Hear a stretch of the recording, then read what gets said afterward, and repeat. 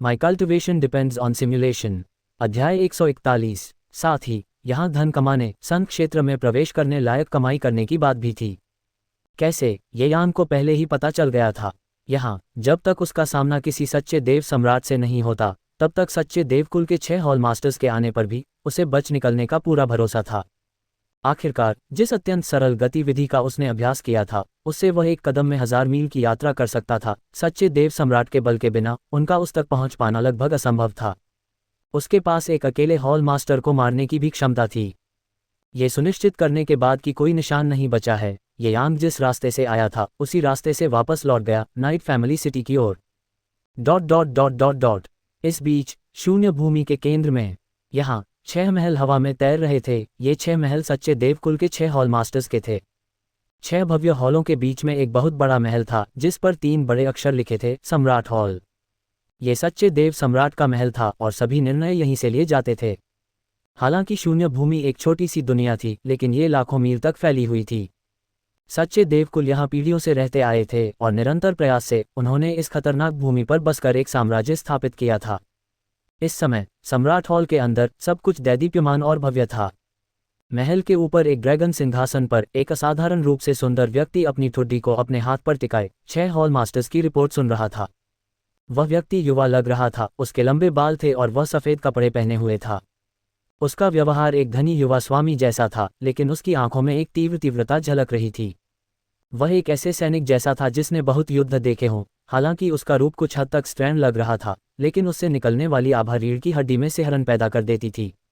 महान सम्राट, बलिदान अनुष्ठान लगभग तैयार है। अब हमें केवल 9 स्वर्गों के रहस्यमय पक्षी और स्थानिक नियमों वाले एक मजबूत व्यक्ति की आवश्यकता है और अनुष्ठान सामान्य रूप से आगे बढ़ सकता है। एक हॉल मास्टर ने आदरपूर्वक जमीन पर घुटने टेके और कहा। उसकी आंखें श्रद्धा से भर गईं। ये सुनकर महान सम्राट ने थोड़ा सिर हिलाया। मेरा मानना है कि सभी जानते हैं कि हमारा सच्चा देवकुल शून्य भूमि में फंसा हुआ है, बाहर निकलने में असमर्थ है और 9 क्रांतियों वाले मानव लोक को भेदने में असमर्थ है। अब अगर मैं 9 क्रांतियों वाले मानव लोक को भेद सकता हूं, तो शायद मैं लोक दमन को तोड़ सकता हूं और आप सभी के लिए साधना करना आसान हो जाएगा। इस बिंदु पर महान सम्राट थोड़ा रुक गए। इस बलिदान के लिए आवश्यक 9 स्वर्गों का रहस्यमय पक्षी शून्य भूमि में नहीं मिलता है, लेकिन मैंने पहले ही 10 महाकुलों को एक चूजा लाने का निर्देश दे दिया है, जिसे अब मेरे साथ खजानों वाले शिवालय में पाला जा रहा है। आपको इसकी चिंता करने की जरूरत नहीं है। अब हमें बलिदान अनुष्ठान के दौरान एक अलग स्थान खोलने के लिए केवल एक स्थानिक शक्ति वाले व्यक्ति की आवश्यकता है, ताकि मैं प्रवेश कर सकूं और शून्य भूमि के क्षेत्र दमन से तब तक बच सकूं जब तक मैं संघ क्षेत्र में प्रवेश न कर लूं। महान सम्राट ने सभी की ओर देखा और कहा, उन्हें केवल एक स्थानिक शक्ति वाले व्यक्ति की आवश्यकता है और फिर वे बलिदान अनुष्ठान शुरू कर सकते हैं। जब तक वह संघ क्षेत्र में प्रवेश कर सकता है, वह शून्य भूमि के संघ क्षेत्र न होने के अभिशाप को तोड़ सकता है। सच्चे देवकुल पर शून्य भूमि का दमन कठोर था। जैसे ही सच्चे देवकुल का कोई भी सदस्य सफलता के संकेत दिखाता, एक शक्तिशाली दबाव तुरंत आ जाता, जिससे उनकी आगे बढ़ने की इच्छा दब जाती। इस विचित्र घटना ने सच्चे देवकुल को बहुत परेशान किया। इसके अलावा प्रत्येक क्षेत्र उन्नति के साथ ये दबाव और भी प्रबल होता गया। 9 क्रांतियों तक उनके पास कोई प्रतिरोध नहीं बचा होगा, जिससे शून्य भूमि का दमन 9 क्रांतियों पर उनकी साधना को रोक देगा।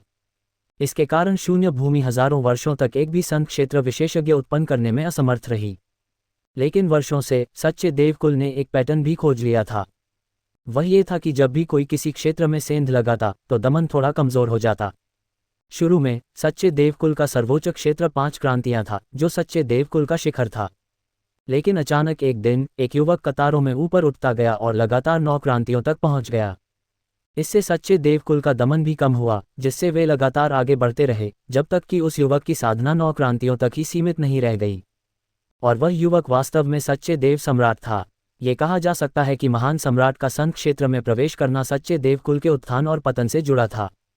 इससे वहां उपस्थित सभी 6 हॉल मास्टर और सच्चे देवकुल के सभी सदस्य ऊपर से नीचे तक बेहद गंभीर हो गए। अगर कोई बाहरी व्यक्ति भीतरी घेरे में कदम रखता, तो उसे बिना किसी दया के मार दिया जाता, जब तक अनुमति न दी जाए या कोई महत्वपूर्ण मामला न हो। अन्यथा उन्हें बिना किसी दया के मार दिया जाता। महान सम्राट, एक और बात है, मुझे नहीं पता कि उसे अभी कहना उचित होगा या नहीं। तभी तीसरे हॉल मास्टर वू वांग ने सावधानी से पूछा। हॉल मास्टर वू वांग, अगर आपको कुछ कहना है तो सीधे बोलिए।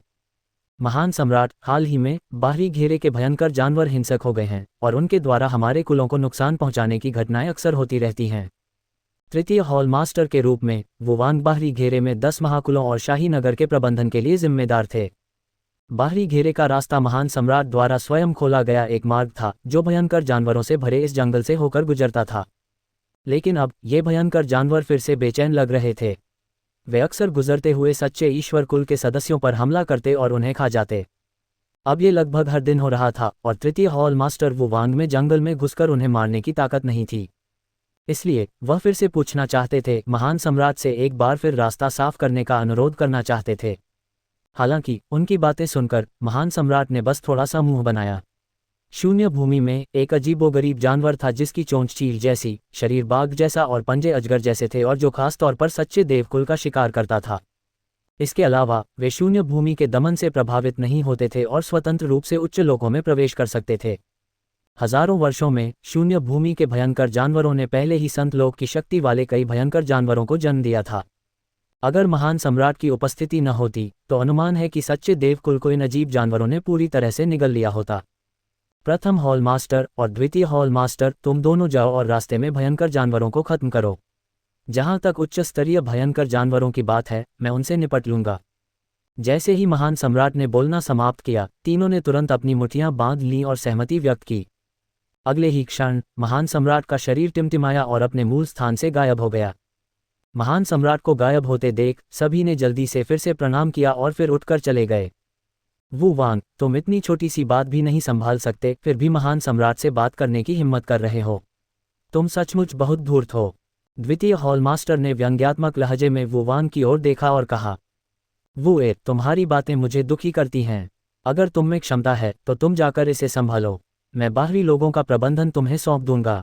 वू एर के ये कहते ही वू वांग के हाव भाव तुरंत बदल गए। वे दोनों पहले से ही एक दूसरे से झगड़ रहे थे, अक्सर पीठ पीछे एक दूसरे के खिलाफ साजिश रचते रहते थे।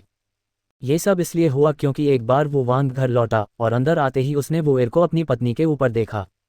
तुरंत वो वांग गुस्से से भर गया और दोनों में झगड़ने लगा। अंत में महान सम्राट ने ही हस्तक्षेप किया और तभी दोनों ने अपनी भीषण लड़ाई रोकी। बाद में वो वांग ने द्वितीय सदन के स्वामी वो एर के घर न होने का फायदा उठाया। वह उसके घर में घुस गया और कुछ देर तक उसकी पत्नी के साथ बदसलूकी करता रहा और बाद में उसने इस बात का व्यापक प्रचार किया और सबको बता दिया। उसके बाद से दोनों के बीच सुलह की कोई संभावना नहीं रही। महान सम्राट को भी दोनों के बीच का झगड़ा बहुत कष्टदायक लगा और चून की बलि की रस्म शुरू होने वाली थी, इसलिए कोई गलती नहीं हो सकती थी। इसलिए उसने एक घोषणा जारी की कि जो कोई भी बलि में बाधा डालेगा उसे बिना किसी दया के मार दिया जाएगा, जिससे दोनों ने अस्थायी रूप से अपनी शिकायतें दूर कर लीं। निम्न स्तरीय भयंकर जानवरों को खदेड़ने के लिए वो एर को अपने साथ जाने देने के अलावा और कोई चारा नहीं था, क्योंकि बाकी हॉल मास्टर्स के पास जरूरी काम थे जिन्हें उन्होंने खुद ही तय कर लिया था। अब सिर्फ वे दोनों ही खाली बैठे थे। इसके अलावा सबसे शक्तिशाली प्रथम हॉल मास्टर वू शेंग के उनके साथ आने से, भले ही वे दोनों एक दूसरे से नाराज हों, वे लड़ने की हिम्मत नहीं कर पाएंगे। जल्द ही वे तीनों सच्चे ईश्वर कुल के सदस्यों के एक समूह का नेतृत्व करते हुए बाहरी घेरे की ओर जाने वाले रास्ते पर पहुंच गए। जैसे ही वे बीच में पहुंचे, उन्हें चारों ओर से भयंकर जानवरों की दहाड़ सुनाई देने लगी। हालांकि शून्य भूमि द्वारा भयंकर जानवरों को क्षेत्र की दृष्टि से दबाया नहीं गया था, फिर भी उनमें बुद्धि विकसित नहीं हुई थी। केवल 9वें स्थान पर पहुंचने वाले भयंकर जानवर ही आध्यात्मिक बुद्धि विकसित कर पाते थे। वे शक्तिशाली जानवरों की तरह थे जो केवल सच्चे ईश्वर कुल पर शिकार करने पर केंद्रित थे। सच्चे देवकुल को सबसे ज्यादा परेशानी इस बात से हुई कि इन खूंखार जानवरों के खिलाफ उनकी ताकत आधी ही लग पा रही थी। ऐसा इसलिए था क्योंकि इन खूंखार जानवरों में स्वाभाविक रूप से हल्की धुंध छोड़ने की क्षमता थी। एक बार सच्चे देवकुल इनके संपर्क में आ जाते तो अगले आधे दिन तक उनकी ताकत आधी ही रहती। ये सच्चे देवकुल पर एक नकारात्मक प्रभाव डालने जैसा था और यही मुख्य कारण था कि वे खूंखार जानवरों से इतना डरते थे। वू वांग, अपने अच्छे कामों को देखो। तुमने आसपास के खूंखार जानवरों को नियमित रूप से नहीं हटाया, जिसकी वजह से उनकी संख्या बढ़ती गई और वे हमारे कुल के लोगों पर हमला करने लगे। वो एर की आंखें गुस्से से भर गईं जब उसने वू वांग पर आरोप लगाया। तुम्हारे लिए बातें करना आसान है। क्या तुम में जंगल में जाकर खूंखार जानवरों को भगाने की क्षमता है?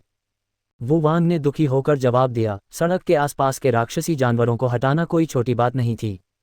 इसके लिए 3 हॉल मास्टर्स को एक साथ जाना पड़ता था, न कि ऐसा काम जिसे जब चाहे तब हटाया जा सके, जैसा कि वो एर ने सुझाया था। ठीक है, बहस बंद करो, चलो जल्दी से शुरू करते हैं।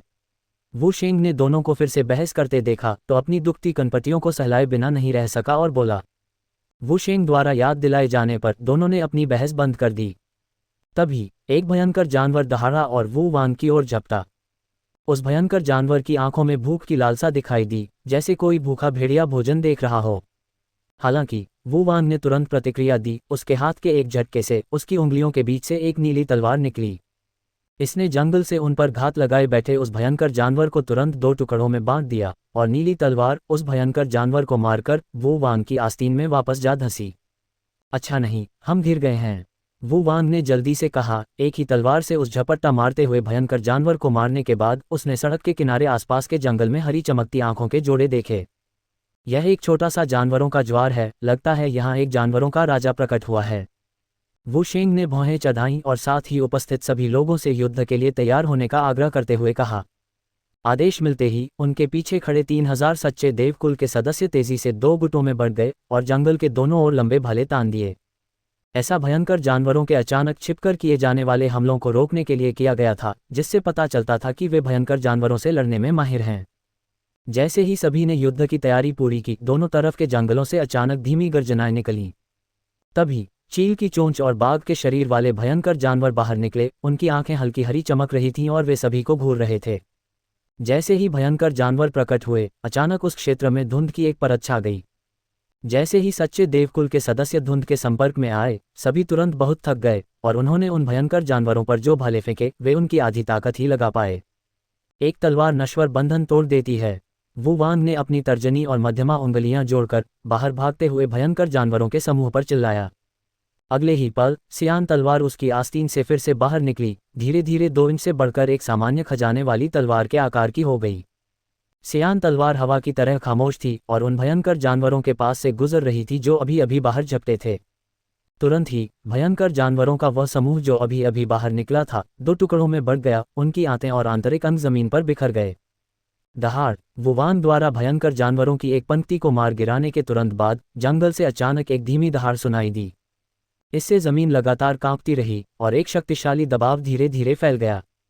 अच्छा नहीं, 9वें दर्जे का भयंकर जानवर, भागो! वोएर का चेहरा बदल गया और वह तुरंत मुड़कर भागने के लिए तैयार हो गया।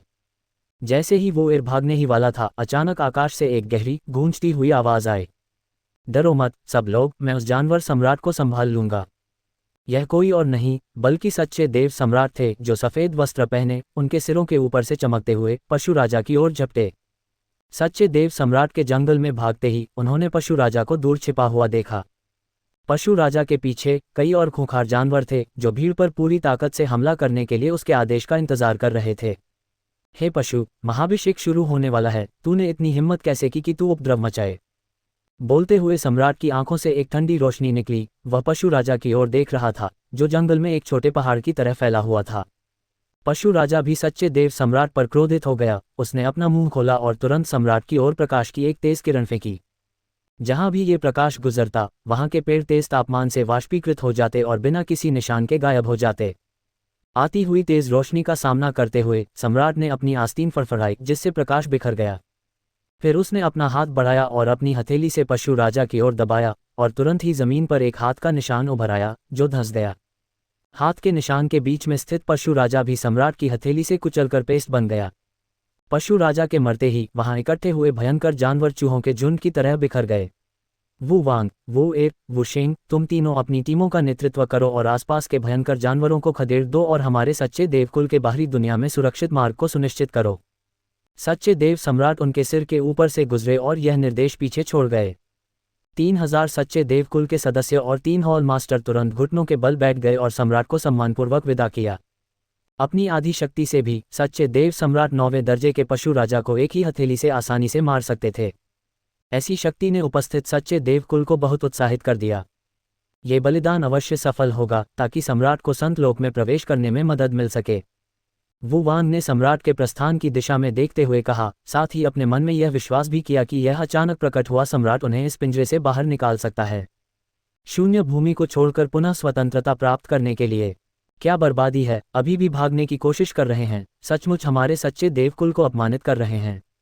वू वांग ने अचानक अपना सिर घुमाया और वोएर को एक नज़र से देखा। मजाकिया अंदाज में कहा। वूएर का चेहरा तुरंत लाल हो गया और उसने जंगल में खूंखार जानवरों को मारने के लिए दौड़ लगाने से पहले वू वांग पर ठंडी खर्राटे भरी। धिक्कार है, वू वांग, उस कमीने को। जब बलिदान हो जाएगा तो मैं तुम्हें जरूर मार डालूंगा। वूएर ने अपने हाथ में लंबा भला घुमाया और जंगल में छिपे खूंखार जानवरों को एक एक करके मार डाला। वूएर, ज्यादा दूर मत भागना। अगर तुम्हें कोई खतरा हुआ और तुम भागने में बहुत धीमे रहे तो तुम्हारा अंत हो जाएगा, हा हा। वो वांग सड़क के बीचों बीच खड़ा होकर खिलखिलाकर हंस रहा था। ये शब्द वूएर के कानों में पड़े जिससे उसका चेहरा उदास हो गया, लगभग पानी से भीग रहा था। ठीक है, तुम दोनों कम बोलो।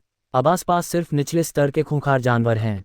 सम्राट ने जानवरों के राजा को मार डाला, इसलिए अब वूएर को बचे हुए जानवरों से कोई खतरा नहीं है। उसे रहने दो। वू शेंग ने वूएर के जाने की दिशा में गहराई से देखा और कहा। अब तत्काल प्राथमिकता भीतरी घेरे से बाहरी घेरे तक का रास्ता जल्दी से साफ करना था ताकि कुल के लोगों का बाहर तक सुरक्षित रास्ता सुनिश्चित हो सके।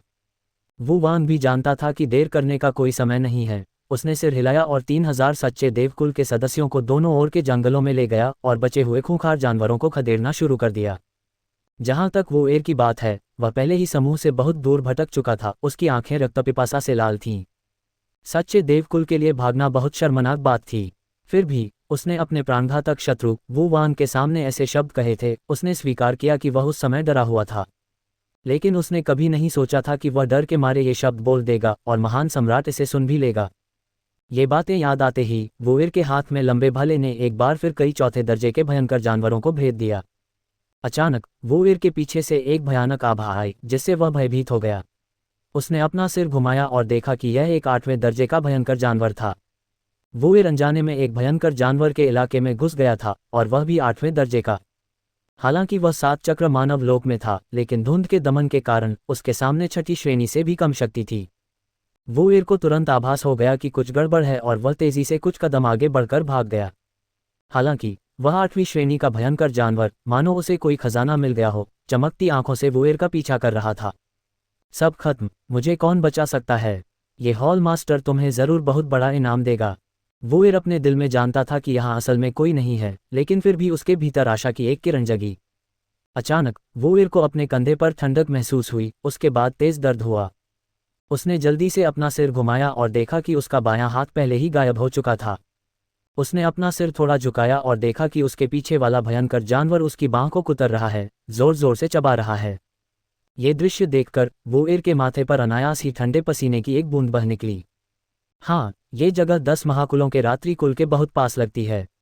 अगर मैं तेजी से दौड़ूं तो रात्रि कुल तक पहुंच सकता हूं। हालांकि रात्रि कुल की सबसे बड़ी ताकत सिर्फ 5 चक्कर हैं, लेकिन जब तक मैं जिंदा रह सकता हूं, रात्रि कुल के सभी लोगों की बलि देने से कोई फर्क नहीं पड़ता। वूएर की आंखें अचानक चमक उठीं और उसने मन ही मन सोचा। तुरंत उसने अपना जीवन सार जलाया और रात्रि कुल नगर की ओर दौड़ पड़ा। और उसके पीछे खड़ा भयंकर जानवर, मानो उस पर टूट पड़ा हो, बेतहाशा उसका पीछा कर रहा था। रास्ते में वूएर उस 8वें दर्जे के भयंकर जानवर द्वारा कई बार लगभग निगल लिया गया था। अगर उसने अपने जीवन सार को प्रेरणा के रूप में इस्तेमाल न किया होता तो उसका अंदाजा था कि वह बहुत पहले ही उस भयंकर जानवर द्वारा पकड़ लिया गया होता और खा लिया गया होता। भयंकर जानवरों के लिए सच्चा देवकुल एक बेहतरीन टॉनिक था। जब तक वह अपने सामने खड़े इस 7वें दर्जे के सच्चे देवकुल के सदस्य को खा लेता, तब तक पीछा कर रहा भयंकर जानवर 9वें दर्जे में प्रवेश कर सकता था, एक पशु राजा बनकर एक क्षेत्र पर शासन करता हुआ। जैसे जैसे वो रात्रि परिवार नगर के करीब पहुंचता गया, उसने अचानक अपने सामने एक आकृति देखी। इस आकृति के प्रकट होने से निराश वूएर के मन में आशा की एक किरण जगी। वह मन ही मन बहुत खुश हुआ। सामने वाला व्यक्ति संभवतः रात्रि परिवार का ही सदस्य था। हालांकि वह उस भयंकर जानवर को हराने में उसकी मदद नहीं कर सकता था, लेकिन वह उसे कुछ समय जरूर दे सकता था। ये सोचकर वूएर ने तेजी से अपने कदम बढ़ा दिए और आगे वाले आदमी को पकड़कर उसे पीछे वाले भयंकर जानवर के सामने फेंक देने की तैयारी में था ताकि वह उसे खा जाए, अपने लिए जीने का एक मौका खरीदने के लिए। और उसने अपने जीवन सार को जलाकर पहले ही बहुत बड़ी कीमत चुका दी थी। उसकी साधना भी 7 क्रांतियों से घटकर 6 क्रांतियों पर आ गई थी और उसकी आदिम आत्मा का घातक क्षय हो गया था। अगर वह अपने जीवन सार को और 10 मिनट तक जलाता तो वूएर पूरी तरह से दुनिया से गायब हो जाता, पुनर्जन्म का भी कोई मौका नहीं मिलता। हालांकि जैसे ही वूएर ने सामने वाले आदमी को पकड़ने के लिए हाथ बढ़ाया, सामने वाले का शरीर टिमटिमाया और अपनी जगह से गायब हो गया। पलक झपकते ही सामने वाला आदमी बिना किसी निशान के गायब हो गया। ये दृश्य देखकर वोएर का दिल बैठ गया। अगले ही पल एक आदमी लाल लंबा भाला लिए आसमान से उतरा। यंग जैसी आवाज के साथ वोएर के पीछे खड़े भयंकर जानवर का सिर एक ही भाले से फट गया।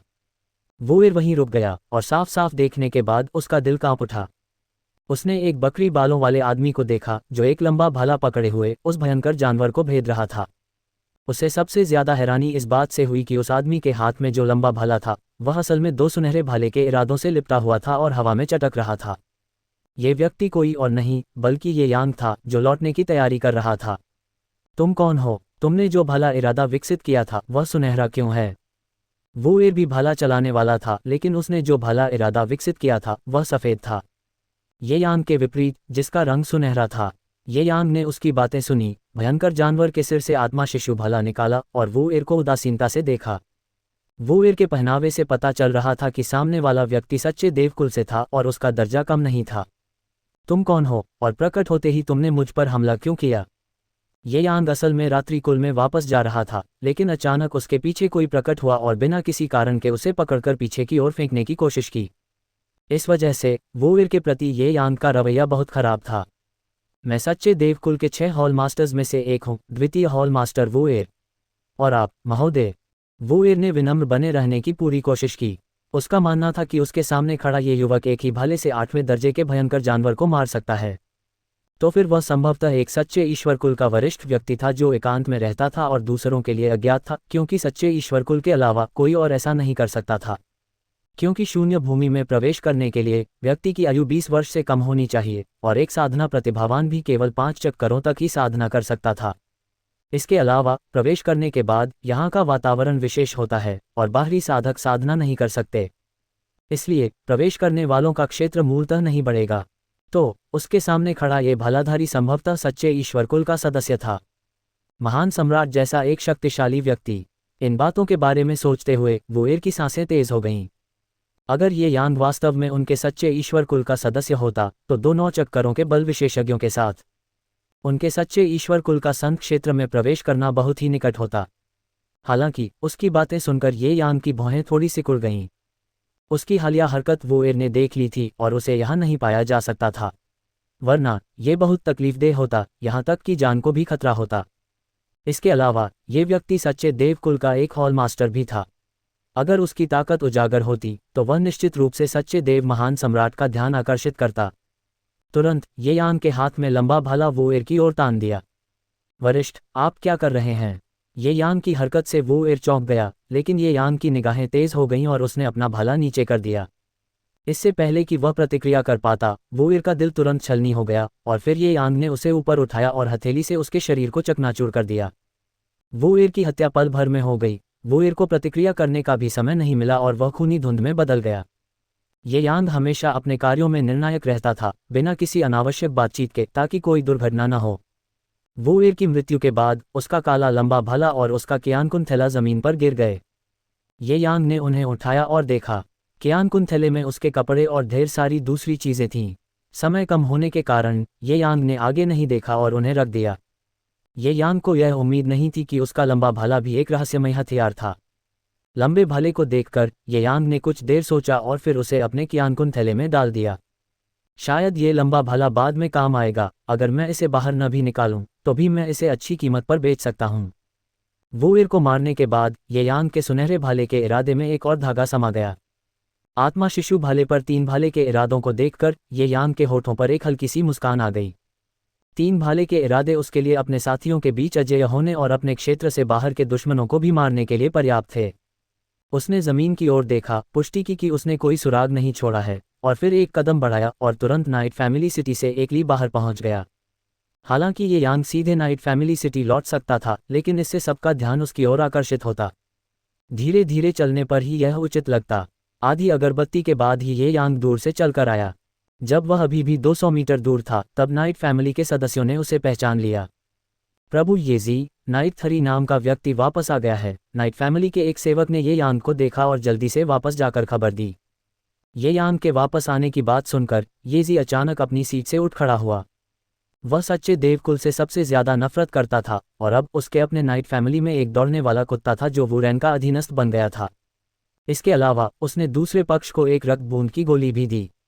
वह जानता था कि अगर वह रक्त बूंद की गोली परिवार के पास वापस ले आया तो परिवार उसे इनाम देगा। हालांकि जैसे ही ये यान प्रकट हुआ, उसने उन नासमझ लोगों को इतनी महत्वपूर्ण वस्तु दे दी। इससे येजी को ये यान के प्रति अत्यधिक घृणा का अनुभव हुआ। उसे मेरे पास लाओ, येजी ने गुस्से से कहा। नौकर ने येजी को इतना गुस्सा होते पहली बार देखा था। सच्चे देवकुल द्वारा तंग किए जाने पर भी उसने उसे इतना परेशान कभी नहीं देखा था।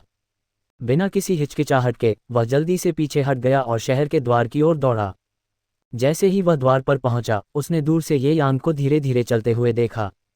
नौकर ने देखा कि ये यान बहुत दूर था, लेकिन पलक झपकते ही ये यान उसके ठीक सामने आ गया। हे भगवान, क्या वह इतनी तेज चलता है? नौकर मन ही मन थोड़ा हैरान हुआ, लेकिन उसने और कोई सवाल पूछने की हिम्मत नहीं की। आखिरकार वे सभी नौकर थे जिन्हें नाइट परिवार ने 100 चांदी के सिक्कों में खरीदा था। नाइट परिवार के सदस्य उन्हें जब चाहे मार सकते थे। वे यहाँ कूड़े के समान थे। अगर उन्हें कोई अच्छा मालिक मिल जाता जो उन्हें नहीं चाहता, तो उन्हें शहर से बाहर निकाल दिया जाता और अपनी देखभाल खुद करनी पड़ती। अगर उन्हें कोई बुरा मालिक मिल जाता तो उन्हें सीधे कुत्तों का चारा खाने के लिए फेंक दिया जाता। नाइट फैमिली सिटी में कुत्तों को मिलने वाला खाना इन नौकरों से कहीं बेहतर था। वे नौकरों को चारे के तौर पर भी इस्तेमाल करते थे। जिंदा रहने के लिए उन्हें बेहद सावधान रहना पड़ता था। हालांकि उसके मालिक येजी का ये यान के प्रति रवैया ठीक नहीं था, लेकिन नौकर अपने दिल में जानता था कि ये यान का दर्जा उससे कहीं ऊंचा है। भले ही दूसरा पक्ष नाइट फैमिली का सबसे निचले दर्जे का सदस्य हो, लेकिन इन नौकरों ने उसे जरा भी नाराज करने की हिम्मत नहीं की। जब ये यान मुख्य द्वार पर पहुंचा तो नौकर ने घुटने टेक दिए और कहा, स्वामी, मेरे मालिक को एक जरूरी काम है, कृपया मेरे साथ आइए। ये सुनकर ये यान को कोई आश्चर्य नहीं हुआ। इसके बजाय उसके मुंह का कोना थोड़ा ऊपर उठा और उसने सिर हिलाया। रास्ता दिखाओ, ये यान ने भावशून्य होकर कहा। जल्द ही नौकर के साथ ये यान कई गलियों से होते हुए शहर के बीचों बीच एक सुव्यवस्थित इलाके में पहुंच गया। यहाँ नाइट फैमिली द्वारा बनाया गया शहर बहुत बड़ा नहीं था।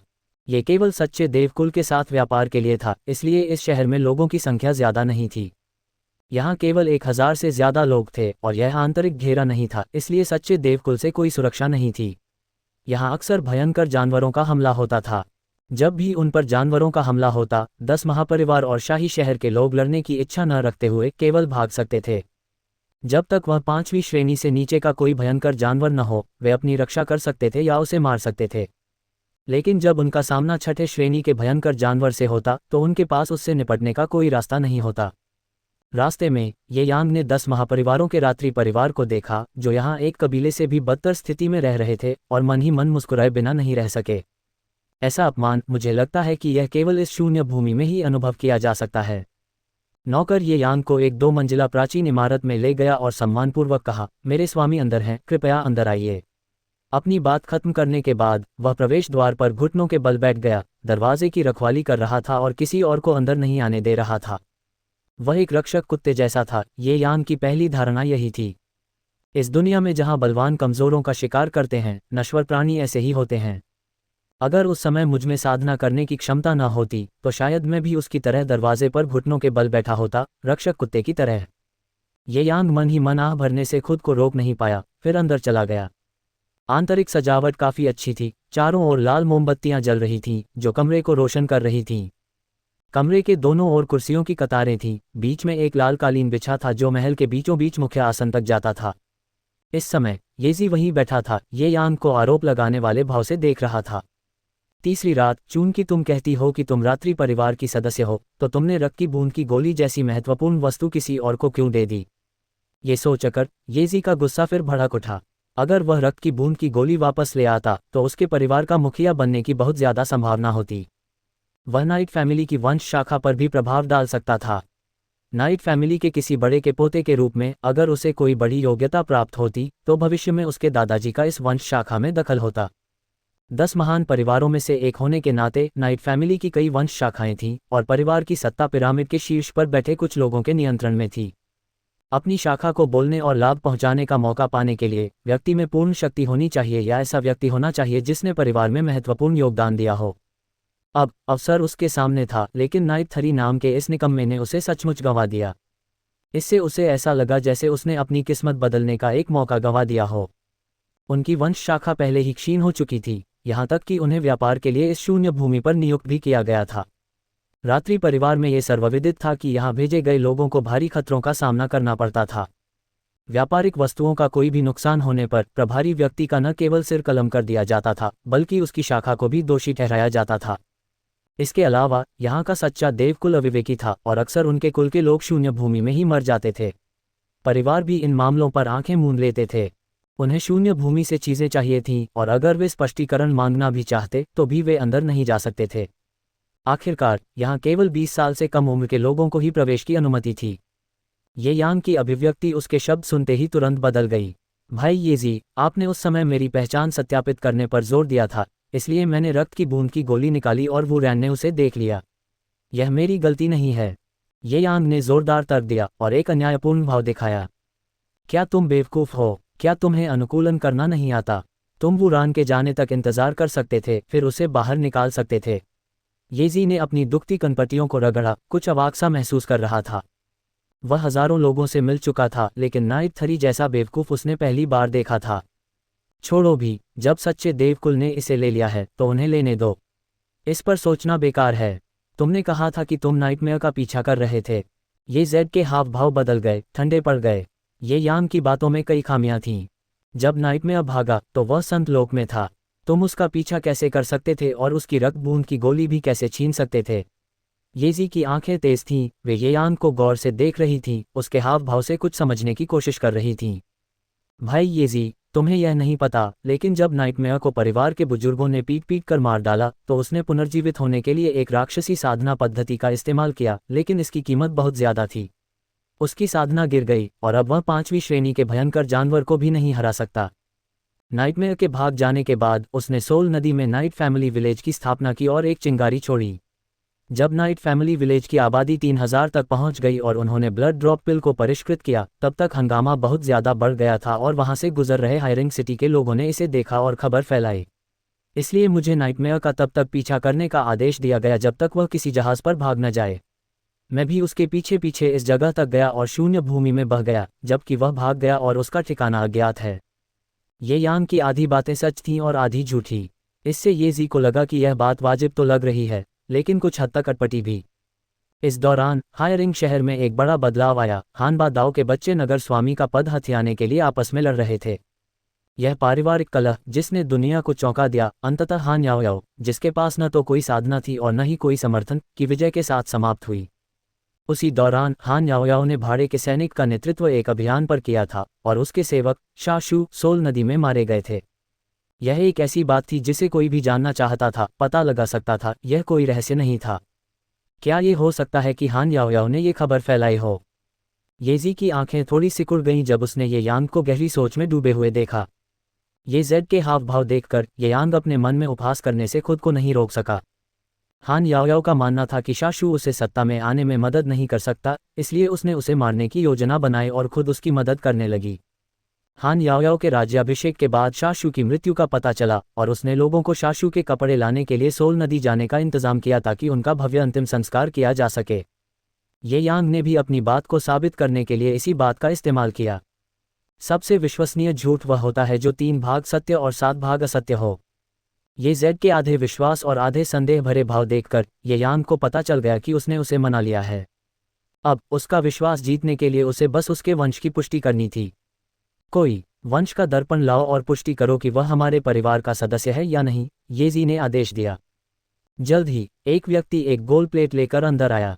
ये गोल प्लेट एक बगुआ दर्पण जैसी दिख रही थी, जिसके चारों ओर प्रतीक लिखे हुए थे। ये यांग इस दर्पण के बारे में जानता था, इसे नाइट फैमिली ने ही बनाया था। इसमें पारिवारिक वंशों की पुष्टि करने की क्षमता थी। खून की एक बूंद ही यह पुष्टि कर सकती थी कि कोई नाइट फैमिली से है या नहीं। ये देखकर ये यांग के मन में जरा भी घबराहट नहीं हुई। वह नाइटमेयर का वंशज था और नाइटमेयर नाइट फैमिली का सदस्य था, इसलिए स्वाभाविक रूप से वह नाइट फैमिली का वंश था। तुरंत ये यांग ने अपनी उंगली काटी और खून की एक बूंद शीशे पर टपका दी। तुरंत शीशे से एक हल्की लाल रोशनी निकली और आसपास के रून धीरे धीरे चमक उठे। जल्द ही शीशे से एक हल्की लाल रोशनी निकली और उस पर लिखे प्रतीक एक एक करके चमक उठे, जब तक कि उनमें से 1/3 प्रकाशित नहीं हो गए। तुम सचमुच हमारे नाइट फैमिली के सदस्य हो, लेकिन तुम्हारा वंश अब बहुत कमजोर है। येजी ने ये परिणाम देखकर सिर हिलाया और ये यांग के प्रति उसका संदेह तुरंत गायब हो गया। हालांकि ये यांग के शरीर में रक्त बहुत कमजोर था, फिर भी उसमें नाइट फैमिली का खून बह रहा था। ऐसे कमज़ोर रक्त वाले लोग नाइट फैमिली में सबसे निचले दर्जे के थे। नाइट 3, चूंकि तुम नाइट फैमिली के सदस्य हो तो अब से यहीं रहो और काम करो। नाइटमेयर की बात करो, तुम्हें चिंता करने की ज़रूरत नहीं है। 1 महीने में हमारे नाइट फैमिली का सामान बाहर भेज दिया जाएगा। उस समय मैं किसी को इस मामले की सूचना परिवार के पैतृक भवन में देने का प्रबंध करूंगा ताकि वे दुष्स्वप्न का शिकार करने के लिए किसी और की व्यवस्था कर सकें। येजी ने ये यांग से उदासीनता से कहा। उसका वंश ये यांग से ज्यादा शुद्ध था, इसलिए उसका दर्जा स्वाभाविक रूप से ये यांग से ऊंचा था और उसे ये यांग को आदेश देने का अधिकार था। सबसे महत्वपूर्ण बात यह थी कि यहाँ जीवन को लगातार खतरा बना रहता था। अगर नाइट फैमिली सिटी पर फिर से भयंकर जानवरों का हमला हुआ तो ये यांग भी बचने के लिए समय निकाल सकता था। इस शून्य भूमि में एक और व्यक्ति के साथ ये जेड के पास बचने का एक और मौका होगा। ठीक है भाई येजी, ये यांग ने मुस्कुराते हुए कहा। ये यांग की उम्मीद भरी आंखों को देखते हुए येजी मन ही मन मुस्कुराए बिना नहीं रह सका। एक बार अंदर आ गए तो बाहर निकलने के बारे में सोचना भी मत। मुझे उम्मीद है कि मैं अगले साल भी तुमसे मिल सकूंगा, उसने मन ही मन सोचा। चाचा अंदर आओ और भाई नाइट 3 को रहने के लिए कमरा ढूंढने ले जाओ। जल्द ही दरवाजे पर खड़ा नौकर दौड़कर अंदर आया और ये यांग को शहर के बिल्कुल किनारे पर एक घर में ले गया। उसके बगल में युवानचेंग था और पास ही एक पर्वत श्रृंखला थी। भयंकर जानवर पहाड़ की चोटी से जोरदार छलांग लगाकर अंदर घुस सकते थे।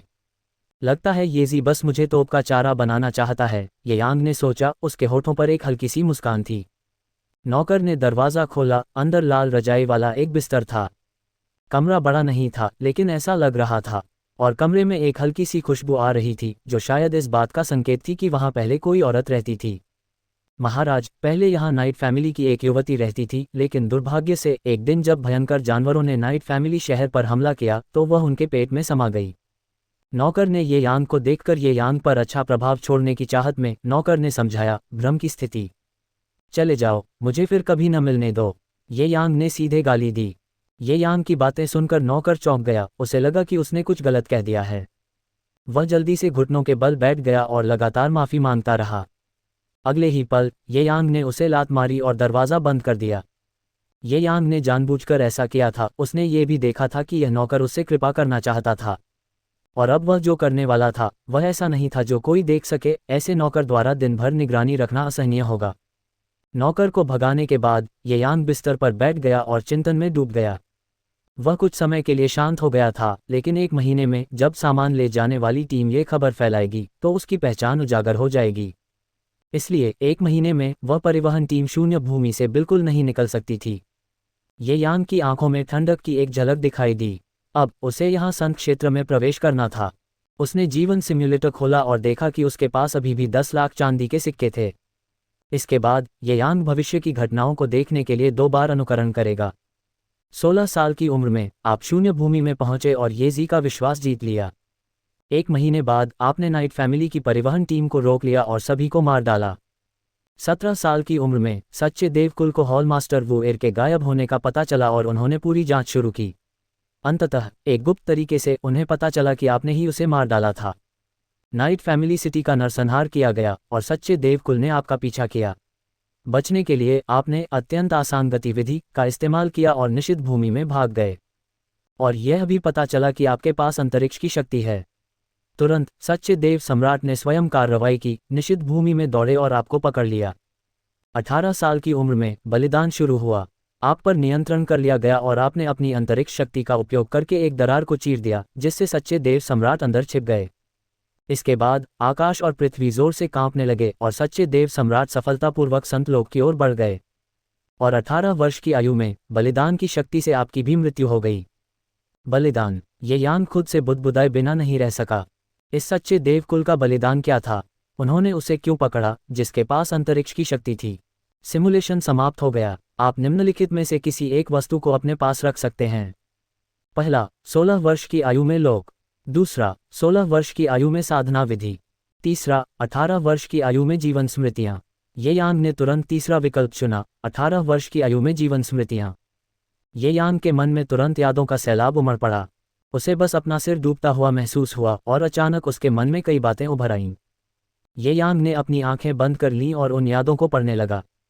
आधी रात तक ये यांग ने इन यादों को पढ़ना पूरा नहीं किया था। उन्हें पढ़ने के बाद ये यांग को भी पूरी कहानी समझ आ गई। तो ये सच्चा देवकुल ही था जो संत लोक में घुसना चाहता था, एक बलिदान अनुष्ठान कर रहा था। मेरी स्थानिक शक्ति का उपयोग करके सच्चे देव सम्राट के छिपने के लिए एक अलग जगह बनाना चाहता था ताकि इस दुनिया के दमन से बचा जा सके। ये यांग ने अपना हाथ बढ़ाया और सोचते हुए वो इरका कियानकुन बैग निकाला। अनुकरण में सच्चा देव सम्राट अविश्वसनीय रूप से शक्तिशाली था, वास्तव में उसके पास उससे बदला लेने की कोई शक्ति नहीं थी। और 1 साल बाद जब उन्हें वो एर के गायब होने का पता चला तो वे उसकी जांच करेंगे। उस समय उसकी स्थानिक शक्ति का भी खुलासा होगा। शायद वो एर की मृत्यु मेरे लिए लाभकारी हो, शायद ये बलिदान अनुष्ठान मेरे लिए बहुत मददगार हो। ये यांग ने अपनी हथेली में वो एर की कियानकुन थैली को देखते हुए सोचा। उसके मन में एक साहसिक विचार आया।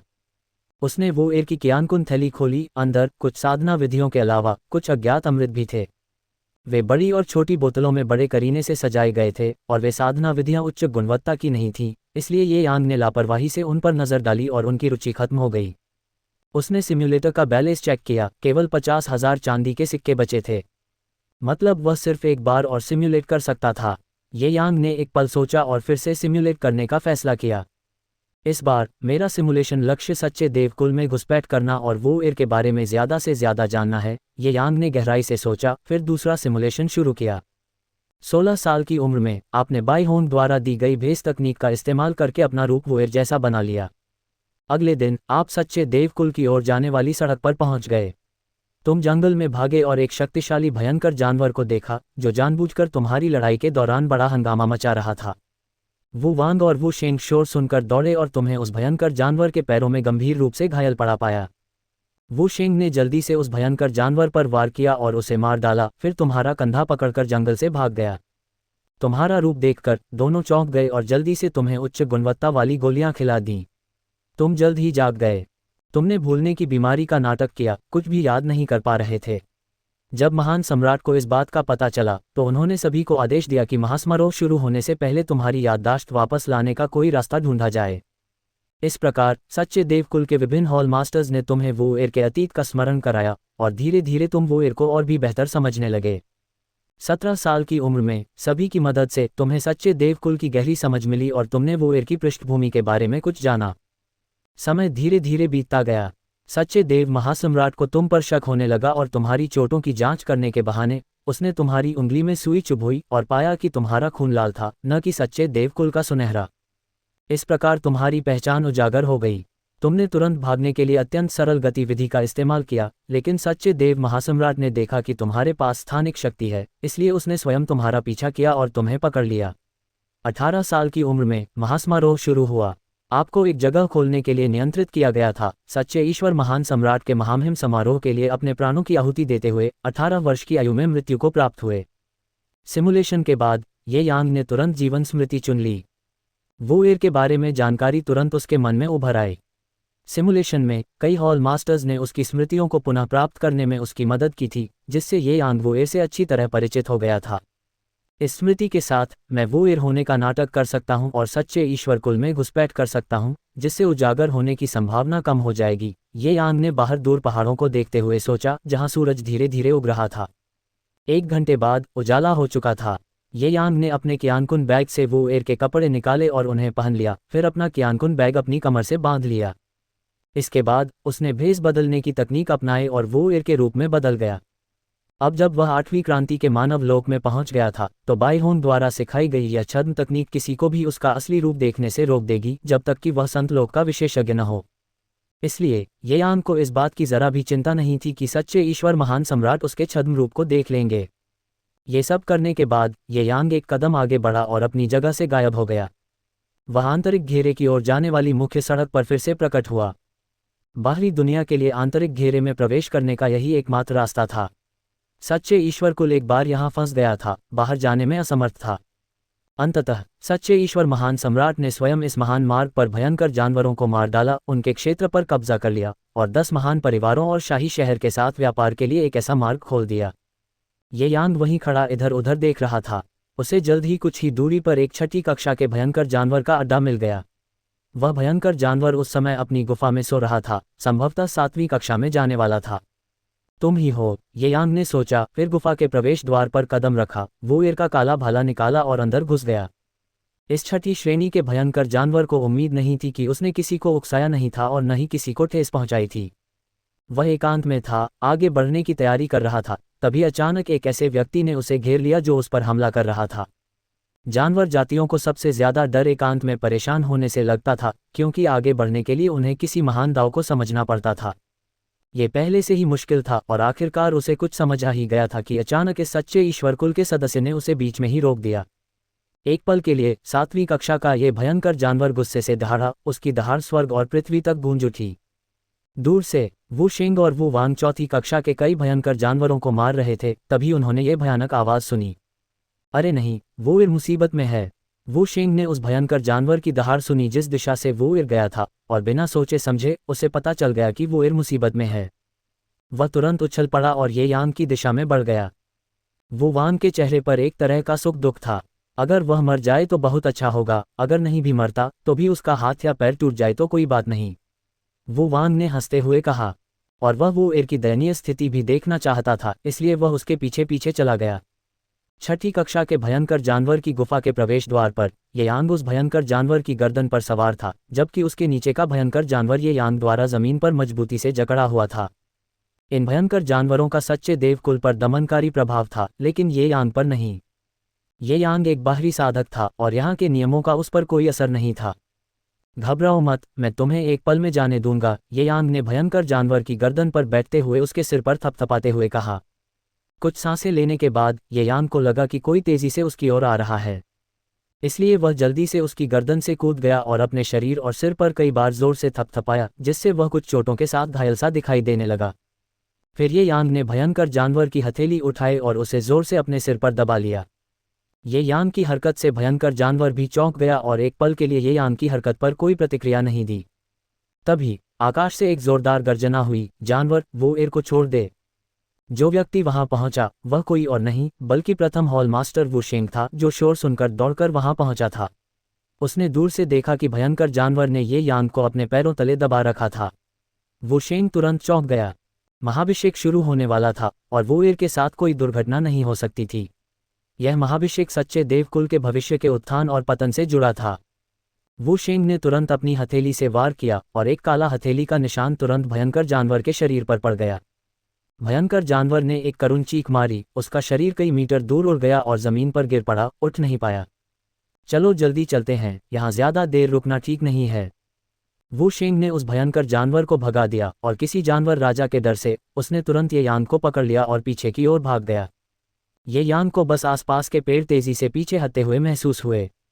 कुछ सांसों के बाद वे मुख्य सड़क पर वापस आ गए। क्या तुम ठीक हो, वो एर?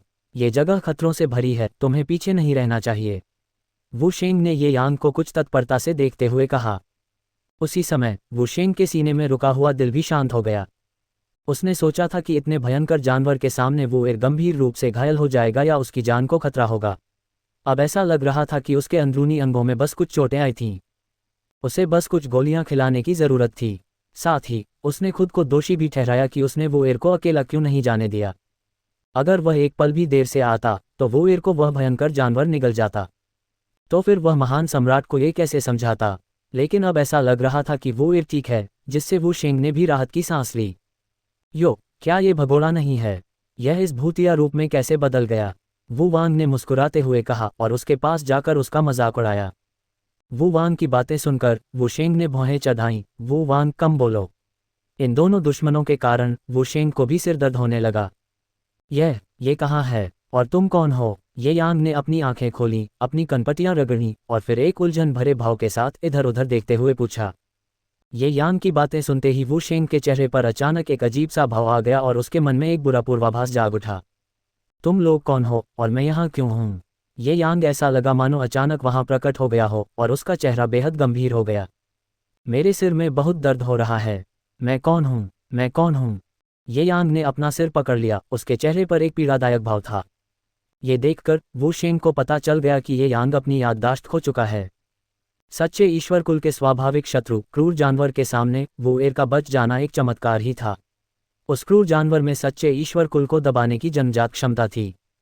वर्तमान वो एर को दुर्भाग्य के बावजूद भाग्यशाली कहा जा सकता है, भले ही उसका दिमाग थोड़ा समस्याग्रस्त लग रहा हो। हालांकि यह महत्वपूर्ण नहीं था, शायद उसे कुछ दिनों में सब कुछ याद आ जाएगा। जहां तक वू वान का सवाल है, उसके चेहरे पर एक सुखद अनुभूति थी। वह कामना कर रहा था कि वुएर कभी न उठे। तुम द्वितीय हॉल मास्टर वुएर हो, तुम्हें महान सम्राट ने यहाँ के खूंखार जानवरों को भगाने का आदेश दिया है। तुम्हारा सामना एक शक्तिशाली खूंखार जानवर से हुआ और तुम अपनी याददाश्त खो बैठे, लेकिन डरो मत वुएर। लौटने के बाद कुछ गोलियां लेने और इलाज करवाने से शायद तुम्हें याददाश्त में मदद मिले। वू शेंग ने गहरी सांस ली और कहा कि उसने इस अभियान में इस तरह की स्थिति की उम्मीद नहीं की थी। लेकिन सौभाग्य से हालात इतने बुरे नहीं थे, वरना उसके लिए महान सम्राट को समझाना बहुत मुश्किल होता। चलो वापस चलते हैं, वू शेंग ने कहा, और फिर सभी को उसी रास्ते से वापस ले गया जिस रास्ते से वे आए थे। ये यांग भी पीछे पीछे आया, उसके चेहरे पर एक अजीब सा भाव था। धीरे धीरे वे करीब आते गए और अंदर के घेरे तक पहुंचने तक उनके पास बस एक अगरबत्ती जलने जितना समय बचा था। दूर से ये यांग को लगभग 1000 ली की परिधि वाला एक विशाल शहर दिखाई दिया। युवानचेंग शुद्ध बैंगनी लोहे से बना था, जो 10 मीटर मोटा और लगभग 50 मीटर ऊंचा था और अपने भीतर सच्चे देवकुल को समेटे हुए था। ऐसा विशाल कार्य केवल सच्चे देवकुल ही कर सकते थे, बाहरी दुनिया के 10 महाकुल भी शायद इसे पूरा न कर पाएं। ये बैंगनी लोहा स्वर्ग स्तरीय रहस्यमयी हथियार बनाने की मुख्य सामग्री थी और इसे प्राप्त करने के लिए 10 महाकुलों को शून्य भूमि में प्रवेश करना पड़ा। हालांकि बैंगनी लोहा बाहरी दुनिया में भी मौजूद था, लेकिन ये शून्य भूमि जितना प्रचुर मात्रा में नहीं था। यहाँ न केवल इसकी कीमत बाहरी दुनिया की आधी थी, बल्कि कोई भी अपनी इच्छानुसार इसे प्राप्त कर सकता था। शून्य भूमि संसाधनों से समृद्ध थी। अगर 20 वर्ष की आयु सीमा न होती तो ये स्थान निश्चित रूप से एक विश्व विनाशकारी युद्ध को जन्म दे देता। 10 महाकुल और शाही शहर शून्य भूमि पर नियंत्रण पाने के लिए मरते दम तक लड़ते। शून्य भूमि का महत्व स्पष्ट था, लेकिन दुर्भाग्य से इस पर सच्चे देवकुल का नियंत्रण था। इसके अलावा यहाँ स्वतंत्र रूप से घूमने के लिए किसी को सच्चे देवकुल से प्राप्त रक्त निर्मित ताबीज की आवश्यकता होती थी। अन्यथा व्यक्ति उसी स्थान पर सीमित हो जाता जैसे ये यान के पहली बार प्रवेश करने पर, और अंततः क्रूर जानवरों द्वारा खोज लिया जाता और निगल लिया जाता। ये यान वू शेंग के पीछे पीछे चलता रहा, बिना किसी आहट के उसके आसपास का निरीक्षण करता रहा। रास्ते में ये यांग ने जल्दी ही खुद को ढाल लिया। हालांकि नकली स्मृति से पता चलता था कि वह पहले भी यहाँ आ चुका था, फिर भी वास्तविक आगमन पर वह सच्चे देवकुल की शानदार वास्तुकला देखकर दंग रह गया। इस विशाल युवानचेन का उपयोग क्रूर जानवरों से रक्षा के लिए किया जाता था, और बैंगनी लोहे की बड़ी मात्रा के साथ सच्चा देव शहर 6ठी श्रेणी से नीचे के क्रूर जानवरों के हमलों का सामना कर सकता था। 7वीं श्रेणी के क्रूर जानवर का भी 5 बार विरोध किया जा सकता था। वू शेंग के पीछे पीछे गेट तक पहुंचते ही पहरेदारों ने उन्हें देखते ही घुटने टेक कर सलामी दी। वू शेंग ने हाथ उठाया और पहरेदार खड़े हो गए।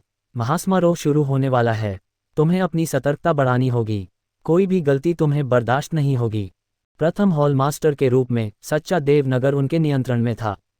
अब जबकि महासमारोह शुरू होने वाला था, वू शेंग ने सुरक्षा को बहुत महत्व दिया। हर दिशा पर उनका कड़ा पहरा था, जिससे दूसरों का प्रवेश लगभग असंभव हो गया था, और उन्होंने क्रूर जानवरों के हमलों से भी बचाव किया।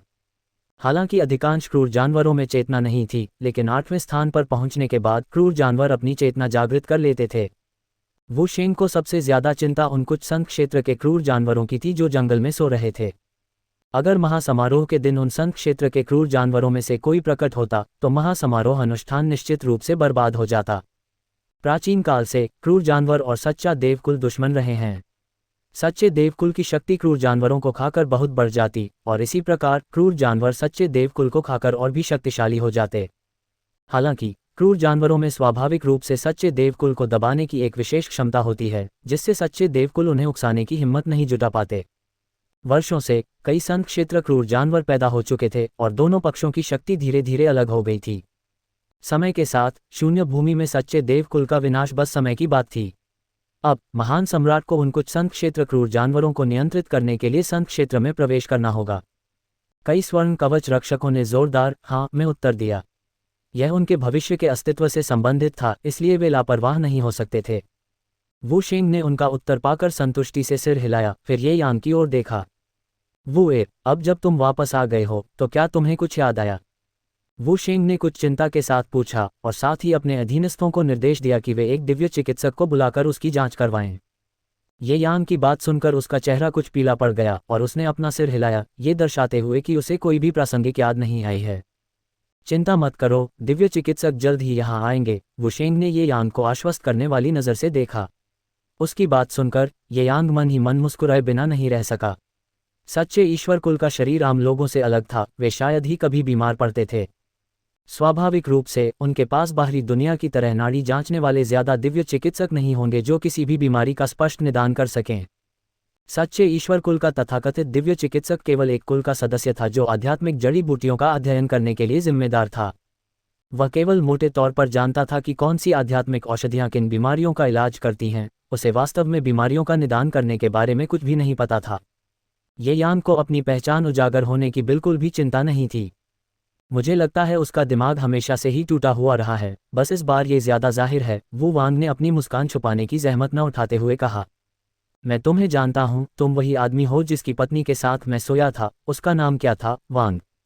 ये यांग के चेहरे पर याद करने की बहुत कोशिश करने का भाव था, जो वू वांग की नज़रों में उसके पुराने जख्म को कुरेने जैसा था। तुम वू वांग का सीना गुस्से से धड़क उठा। ठीक है, बहस बंद करो। क्या तुम दोनों 1000 साल से एक औरत के लिए बहस करते करते थक नहीं गए? ये तो बस एक औरत है, कोई और ढूंढ लो। जब वू शेंग ने उन्हें बहस करते देखा तो वह उन्हें डांटने से खुद को नहीं रोक सका। वू वांग ये भी जानता था कि अगर वह ऐसा ही करता रहा तो उसकी और बेइज्जती होगी, इसलिए उसने ठंडी सांस ली और चला गया। वू वांग को पीछे हटते देख ये यांग के होंठ थोड़े मुड़ गए। मुझे भविष्य में भी अपनी पहचान छिपाने के लिए तुम पर निर्भर रहना होगा, ये यांग ने मन ही मन सोचा। सच्चे देवनगर के ऊपर लोहे की जंजीरों से बंधे 6 महल तैर रहे थे और अंततः ये 6 जंजीरें सबसे ऊंचे स्वतंत्र भव्य हॉल से जुड़ गईं। वू शेंग ने ये यांग को पकड़ लिया और एक जोरदार छलांग लगाकर वे एक महल में पहुंच गए।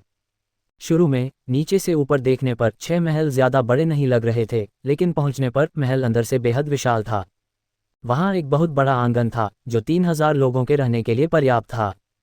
इसके अलावा महल में असंख्य नौकर चाकर, नौकरानियां, बगीचे और हर संभव चीज मौजूद थी। तभी ये यांग को एहसास हुआ कि ये 6 महल असल में रहस्यमय हथियार थे।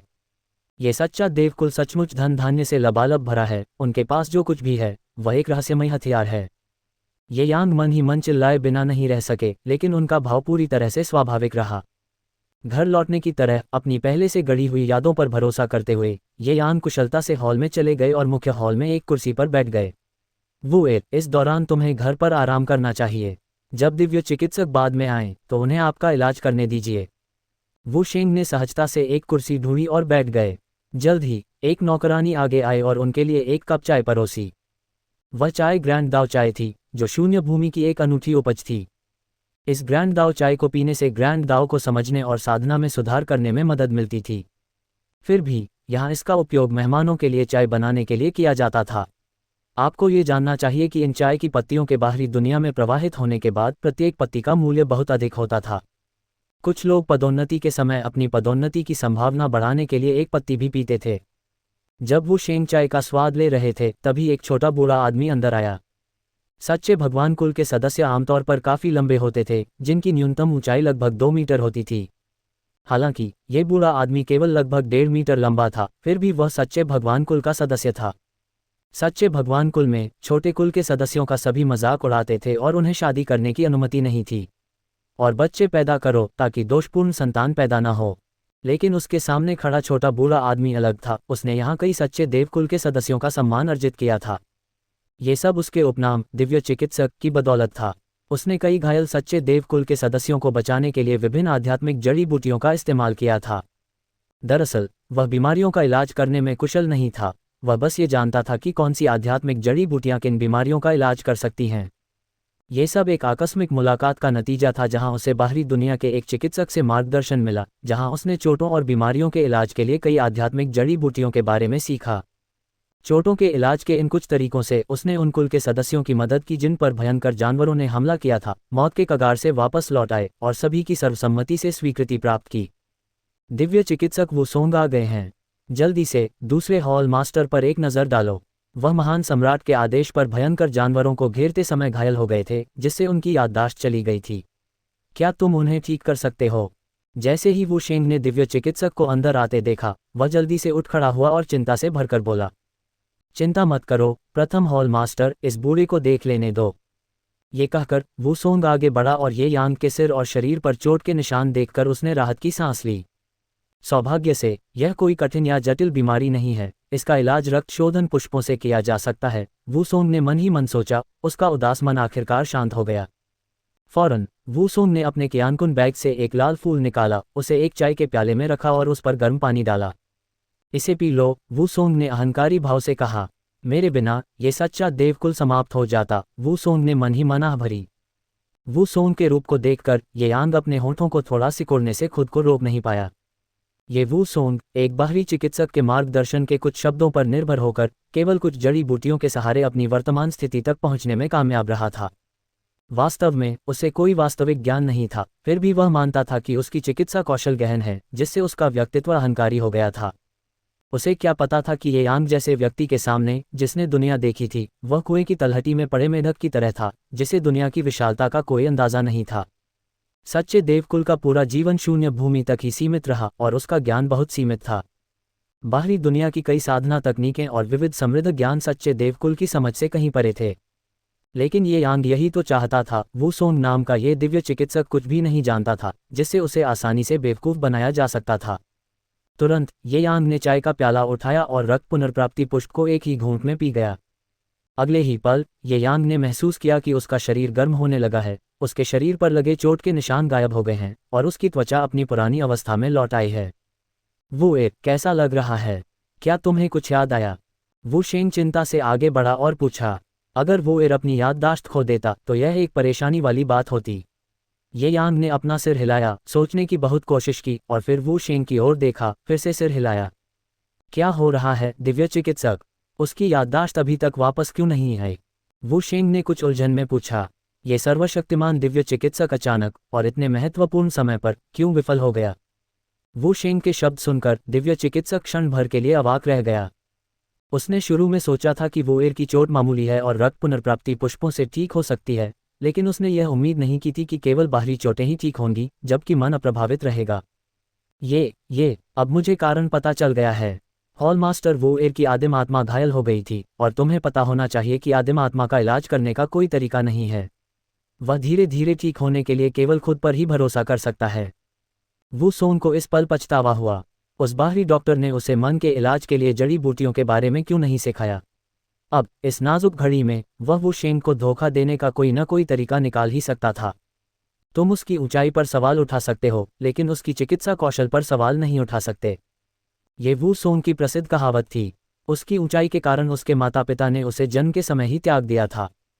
बचपन से ही जीने के लिए संघर्ष करने और बड़े होने पर प्रताड़ित होने के बाद आखिरकार एक डॉक्टर के मार्गदर्शन की बदौलत उसने अपनी वर्तमान सफलता हासिल की। वह कभी किसी को ये कहने की इजाज़त नहीं देता था कि उसके चिकित्सा कौशल में कोई कमी है। आज जो उसके पास है उसे हासिल करना बेहद मुश्किल था। उसने तुरंत जोर देकर कहा कि वोएर की आदिम आत्मा क्षतिग्रस्त हो गई है और बाहरी दवाओं से उसका इलाज नहीं किया जा सकता। ये सुनते ही वूशेंग के चेहरे पर तुरंत ही बेहद उदासी छा गई। क्या वाकई इसका कोई इलाज नहीं है? अगर उसे खुद ही ठीक होना है तो उसे अपनी याददाश्त वापस पाने में कितना समय लगेगा? वूशेंग थोड़ा चिंतित था। उसने आखिरी उम्मीद की किरण के साथ पूछा।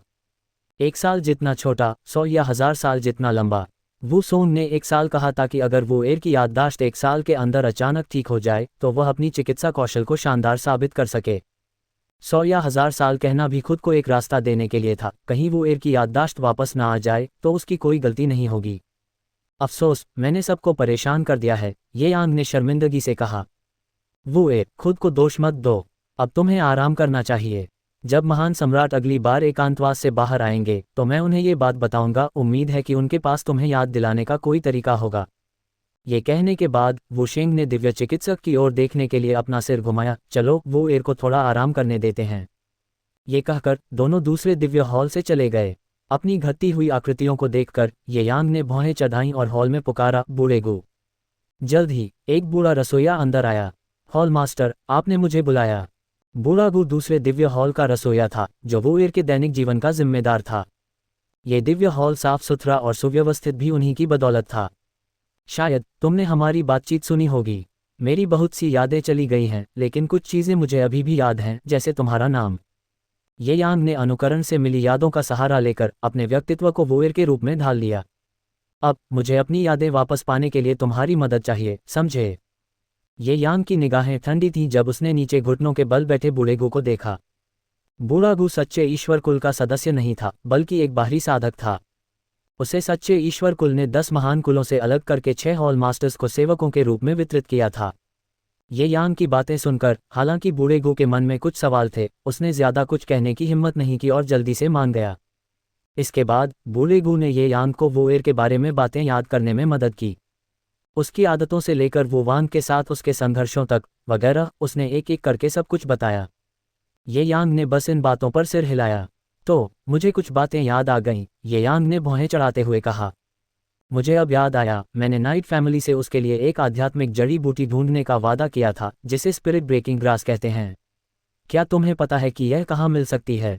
ये यांग स्पिरिट ब्रेकिंग ग्रास का इस्तेमाल करके संत क्षेत्र में प्रवेश करना चाहता था, जिससे सिमुलेशन की संख्या भी कम हो जाती। फिलहाल हर सिमुलेशन की कीमत 500,000 चांदी के सिक्के हैं और उसके पास इतनी बड़ी ताकत नहीं है कि वह इतना पैसा जुटा सके। संत क्षेत्र में प्रवेश के लिए जरूरी चांदी के सिक्के और भी भयानक हैं।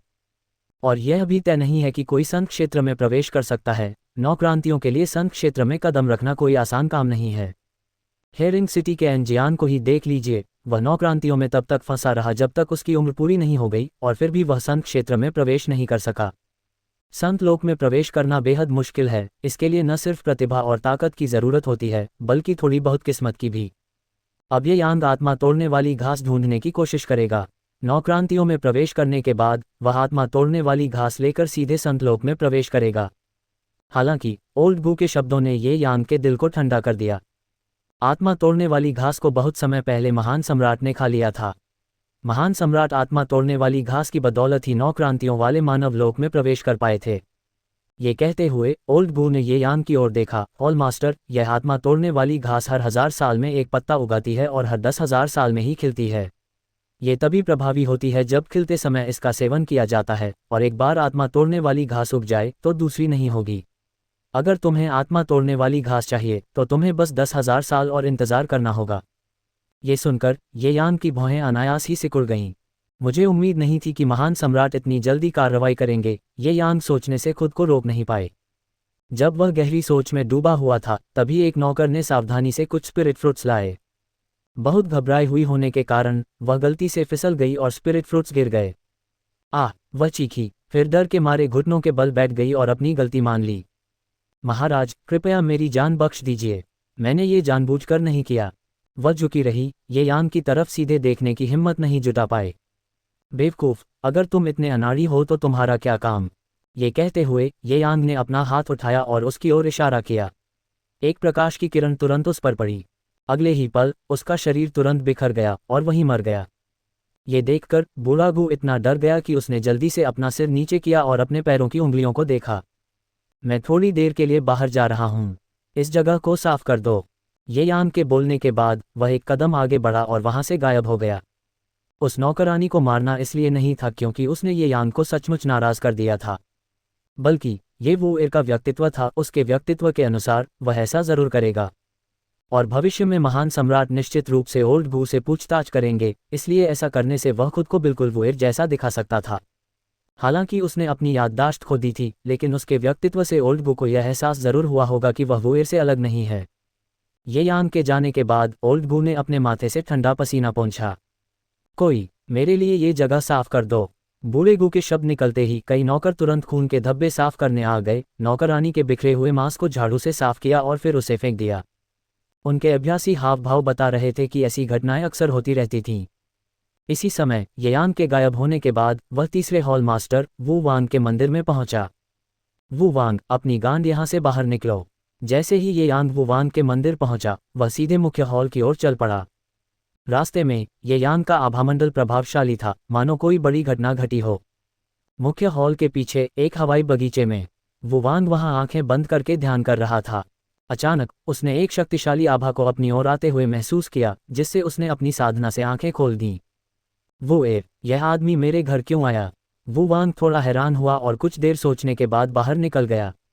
वो एर, भगोड़े, क्या अब भी मेरे घर आने की हिम्मत है?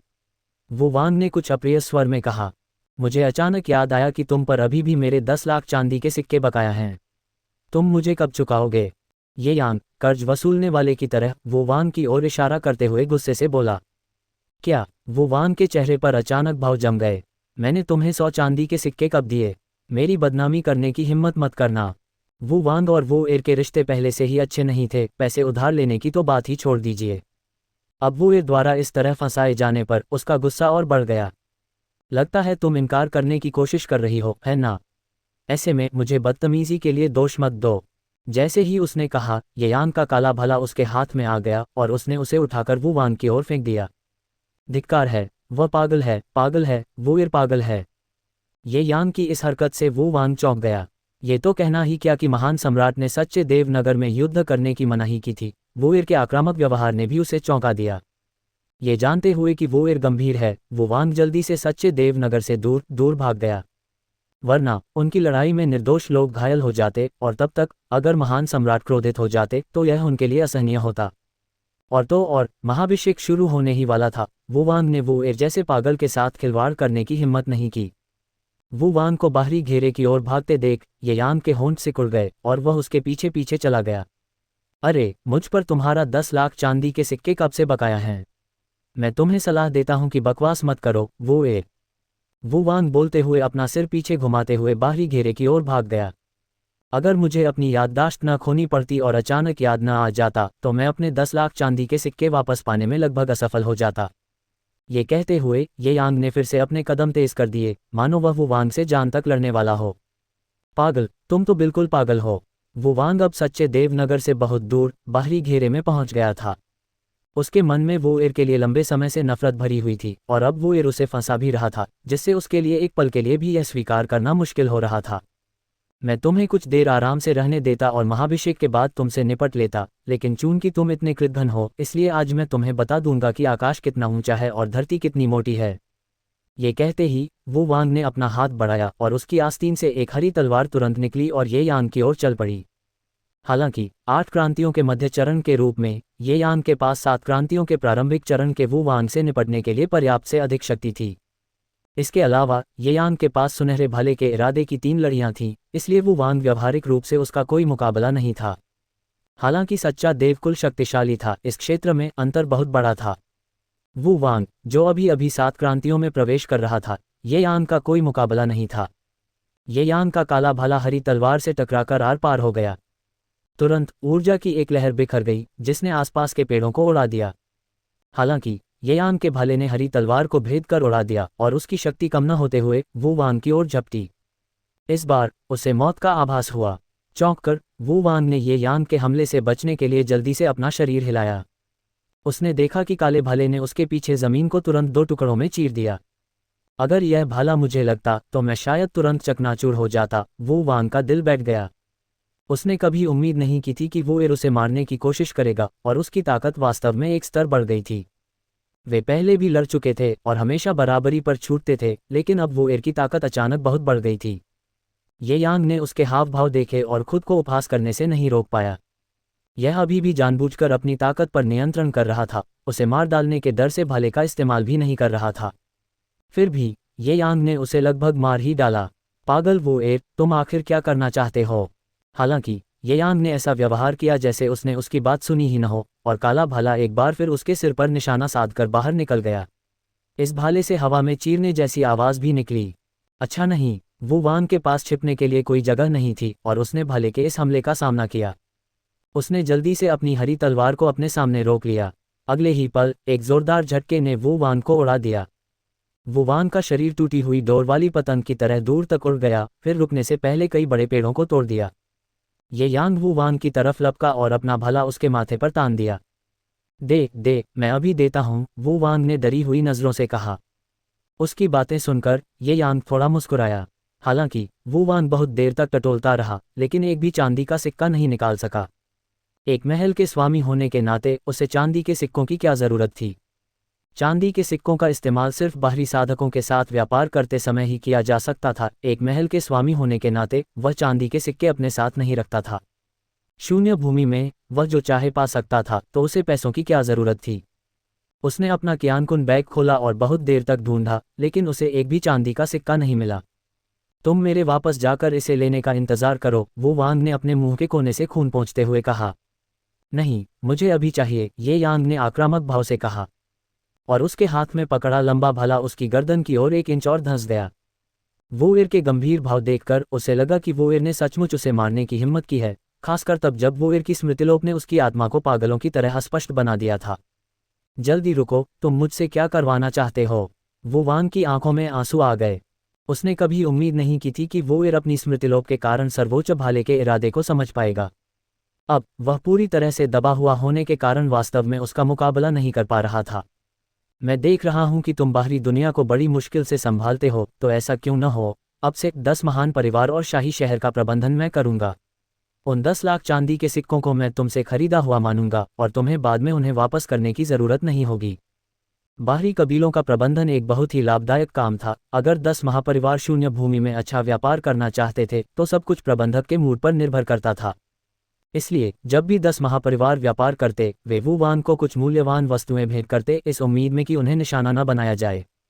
ये यान की बातें सुनकर वू वान का चेहरा तुरंत काला पड़ गया। वोएर, ज्यादा आगे मत बढ़ो। वू वान अच्छी तरह जानता था कि बाहरी दुनिया को संभालने से उसे कितने फायदे मिलते हैं। वह इतनी आसानी से वोएर को मांस का यह मोटा टुकड़ा कैसे दे सकता था? क्या ऐसा है? तो फिर बात करने की कोई बात नहीं है ना? ये कहते हुए ये यांग ने अपना भला चलाया, जो तुरंत वू वान के कान में घुस गया, फिर उसे जोर से झटका जिससे उसका कान हवा में उड़ गया। वू वान चीखा और अगले ही पल ये यांग ने अपने भले से उसका बायां हाथ फिर से छेद दिया। मैं तुम्हें एक और मौका देता हूं, एक हाथ गंवा दो या 10 महापरिवारों का प्रबंधन जारी रखो, तुम चुनो। ये यांग बोलते हुए उसके हाथ में पकड़ा काला भाला लगातार नीचे की ओर दबा रहा था, धीरे धीरे उसकी बांह को थोड़ा थोड़ा करके अलग कर रहा था। मैं देता हूं, अब से 10 महान परिवार और शाही शहर सब तुम्हें प्रबंधन के लिए सौंप दिए जाएंगे। वू वान तीव्र पीड़ा से तड़प रहा था और दुखी लग रहा था। वह अच्छी तरह जानता था कि एक हाथ खोने से उसकी ताकत बहुत कम हो जाएगी, जिससे भविष्य में वोएर से बदला लेना असंभव हो जाएगा। सच्चे देवकुल की शारीरिक संरचना बहुत खास थी। वे बाहरी साधकों की तरह सिर्फ कुछ गोलियां खाकर खोए हुए हाथ या पैर दोबारा नहीं उगा सकते थे। एक बार सच्चे देवकुल के शरीर का कोई अंग खो जाने के बाद वह कभी वापस नहीं उगता था। इस पागल की बात आज ही मान लेना और महासमारोह समाप्त होने के बाद उसे मार डालना ही बेहतर है। ये यांग ने यह सुना और संतुष्टि से सिर हिलाया। टोकन कहाँ है? ये यांग ने अपने हाथ से काला भाला नहीं निकाला, बल्कि पूछा। हर महल स्वामी की अपनी जिम्मेदारियां और प्रबंधन के लिए एक चिन्ह होता था। वोएर सच्चे देवकुल की संख्या का प्रबंधन, सैनिकों और सच्चे देवकुल के सदस्यों की गिनती का प्रभारी था। ये बहुत ही आरामदायक काम था। हालांकि 10 महाकुलों का प्रबंधन थोड़ा कठिन था, फिर भी ये बहुत लाभदायक था। लो, वू वान ने अपना दूसरा हाथ बढ़ाया, अपने क्यानकुन बैग से एक चिन्ह निकाला और ये यांग को दे दिया। उसे उठाते हुए ये यांग ने देखा कि वह चिन्ह गहरे हरे रंग का बना था। उस पर एक बड़ा अक्षर बाहर, वाई, जिसका अर्थ है बाहर, लिखा था। इसका इस्तेमाल बाहरी घेरे में सच्चे देवकुल के सैनिकों को प्रबंधित और संगठित करने के लिए किया जाता था। शून्य भूमि में ये टोकन सच्चे देव सम्राट द्वारा व्यक्तिगत रूप से जारी किया जाता था। यहाँ टोकन देखना सम्राट को देखने जैसा था। ये किसके पास था यह महत्वपूर्ण नहीं था। बहुत अच्छा, तुम्हें मेरे 10 लाख के कर्जदार वापस करने की जरूरत नहीं है। समझो कि मैंने तुमसे ये टोकन खरीदा है। ये कहते हुए ये यांग ने वू वान को छोड़ दिया और उसकी बांह से काला भाला खींच लिया। मुझे सबसे ज्यादा नफरत उन लोगों से है जो अपना कर्ज नहीं चुकाते। इस बार ये तुम्हारे लिए एक सौदा है। ये कहने के बाद ये यांग गुस्से में वू वान को पीछे छोड़ते हुए उछलकर चला गया। धिक्कार है, पागल कुत्ते, मैंने तुम्हारा कब से कर्जदार होना शुरू कर दिया था। वू वान ने ये यांग की ओर देखा। उसकी हत्या की मंशा को दबाना लगभग असंभव था। महाभिषेक के बाद मैं तुमसे 1000, 10,000 बार बदला लूंगा और जो कुछ मेरा है वह सब वापस ले लूंगा। वू वान ने दांत पीसते हुए जमीन पर पड़े अपने कान को देखते हुए गुस्से से सोचा। ... इस समय ये यांग प्रबंधन चिन्ह लिए हुए सीधे बाहरी घेरे में एक विशाल शहर के किनारे पर पहुंच गया। हालांकि यह शहर सच्चे देव शहर के बराबर नहीं था, फिर भी यह बाहरी घेरे में अकेले सच्चे देवकुल द्वारा निर्मित एक मध्यम आकार का शहर था। इसका उपयोग 10 महान परिवारों और शाही शहर के प्रबंधन के लिए किया जाता था और यह व्यापार का स्थान भी था। इस शहर को सभी लोग व्यापारिक शहर कहते थे। सभी वस्तुओं का व्यापार इसी शहर में होता था और फिर उन्हें वापस सच्चे देव शहर पहुंचाया जाता था। ये यांग ने एक कदम बढ़ाया और तुरंत मुख्य द्वार पर पहुंच गया। नमस्कार, द्वितीय महल स्वामी। ये यांग को आते देख व्यापारिक शहर की रखवाली कर रहे स्वर्ण कवच रक्षक सभी अभिवादन में घुटने टेक दिए। ये यांग ने उन दोनों को देखा, फिर एक कदम आगे बढ़कर निर्णय लेने वाली इमारत में पहुंच गया। इस अनुकरण में वह इस जगह से पहले ही परिचित हो चुका था और ट्रेडिंग सिटी को अच्छी तरह समझ चुका था। हालांकि ट्रेडिंग सिटी सच्चे देवकुल का एक शाखा शहर था, फिर भी इसका आकार बाहरी दुनिया के कुछ मध्यम और छोटे शहरों जितना बड़ा था। ये यांग अंदर गया, ये लोगों से भरा हुआ था और बहुत जीवंत था। 10 महान परिवारों और शाही शहर के लोग यहाँ एकत्रित हुए थे। शहर में घूमते हुए ये यांग को समृद्धि का एहसास हुआ। वहाँ खाने पीने, मनोरंजन और यहाँ तक कि लाल सुगंध मंडप भी था। यह न केवल एक ट्रेडिंग सिटी था, बल्कि शून्य भूमि से संसाधन प्राप्त करने के लिए विभिन्न परिवारों द्वारा निर्मित भी था। उदाहरण के लिए, बाहरी दुनिया का एक दुर्लभ व्यंजन, भिखारी का मुर्गा। यहाँ एक भिखारी के मुर्गे के बदले बैंगनी लोहे का एक लियांग दिया जा सकता था। ये ज्ञात होना चाहिए कि बाहरी दुनिया में बैंगनी लोहा प्राप्त नहीं किया जा सकता था, और बैंगनी लोहा कुछ हथियार बनाने के लिए एक आवश्यक सामग्री थी। बाहरी दुनिया में बैंगनी लोहे का एक लियांग 1 लाख चांदी के सिक्कों में बिकता था। हालांकि यहाँ 10 महापरिवार बाहरी दुनिया से कुछ सस्ता भोजन 1 लियांग बैंगनी लोहे के बदले में प्राप्त कर सकते थे। इससे व्यापारिक नगर में कुछ व्यवसायों का विकास भी हुआ। इस छोटी सी दुनिया में सच्चे देवकुल ने इतना स्वादिष्ट भोजन कहाँ खाया था। बदबूदार टोफू, बेबेरी वाइन, मीट बन। व्यापारिक नगर में ये सभी सच्चे देवकुल के पसंदीदा भोजन थे। इसी कारण कई सच्चे देवकुल के सदस्य अपने काम के ब्रेक के दौरान बाहर जाकर दावत करते थे, और अगर वे थके होते तो वे आराम करने के लिए उन वेश्याओं को खोजने के लिए लाल सुगंध मंडप भी जा सकते थे। इसके अलावा वू वांग के शासन के दौरान उन्होंने घोषणा की कि व्यापारिक नगर में लड़ाई निषिद्ध है और उल्लंघन करने वालों को बिना किसी दया के मृत्युदंड दिया जाएगा। इससे उन बर्बर सच्चे देवकुल के सदस्यों ने खुद को संयमित किया और आज्ञाकारी रूप से बैंगनी लोहे का व्यापार किया। वैसे भी शून्य भूमि में वे जितना चाहें उतना बैंगनी लोहा रख सकते थे, उनके लिए ये मिट्टी के समान बेकार था। ये यांग सड़क पर चल रहा था, 10 महान परिवारों के उद्योगों की बातें सुन रहा था और एक संतुष्ट मुस्कान दिखाए बिना नहीं रह सका। केवल इसी तरह मैं तुम्हारा पैसा ठीक से कमा सकता हूँ। ये यांग हल्की मुस्कान दिखाए बिना नहीं रह सका। ये व्यापारिक नगर उसे 8 क्रांतियों को पार करने और 9 क्रांतियों में प्रवेश करने में मदद करने की कुंजी था।